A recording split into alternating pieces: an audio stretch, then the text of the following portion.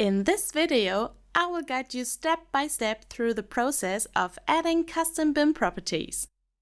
Before we begin, it's important to complete some initial preparations. For a successful BIM export, a LOD sheet with a corresponding LOD view frame is always required. To get started, navigate to the Sheet tab and select LOD Sheet.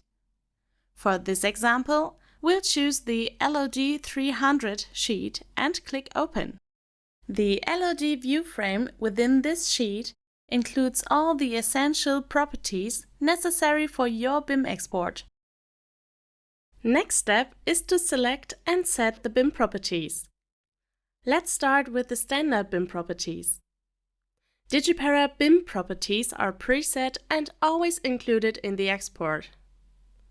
Autodesk Revit BIM values are enabled by default for new projects, but can be deactivated if needed. Additional property sets can be downloaded from the DigiPara Cloud for use. For example, if you require VDI 2552 page 11.5 properties, the VDI 2552 module must be part of the data pool. The export settings for Revit families define the template used to create the family for BIM export. It is recommended to use the Metric Generic Model setting, which provides a sectional view of imported models. For escalator exports, the Metric Specialty Equipment setting is recommended. In the Component BIM Properties docking window, you can deactivate BIM properties for selected components. The essential question is, when should which BIM properties be specified? The project's BIM manager creates an EIR, Employer's Information Requirements, during the pre-planning phase, which describes the properties to be passed on for the components. Creating project-specific BIM properties is straightforward.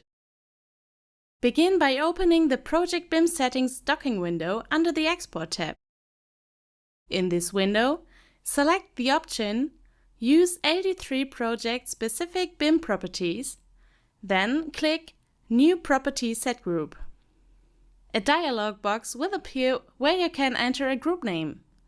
Confirm your input by clicking OK. Once your property group is created, you can add a new BIM property set. To rename the set, hover over the text, click the pencil icon and a dialog box will open. Here you can assign a name, add a description and specify the valid IFC version and LOD for the set. After creating the property set, you can start adding individual properties by selecting New BIM Property. In the dialog box that appears, enter a name for the property and define its type, for example a text, integer or floating point numbers, and the unit such as millimeters, kilograms or inches. Next, configure the export type settings for both IFC and Revit.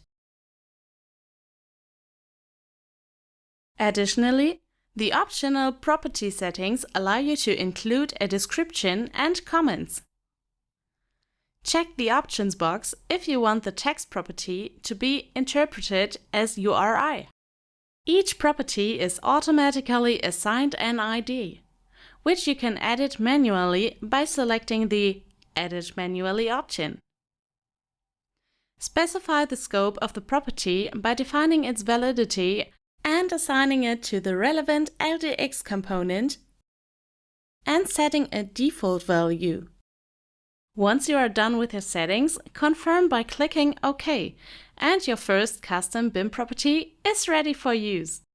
You can continue adding as many property sets and properties as required for your project.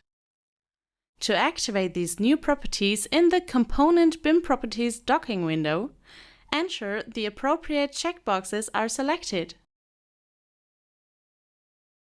Save your custom BIM properties to the disk to load them into any other project. With that, your custom BIM properties are ready to enhance your BIM exports. Thanks for watching.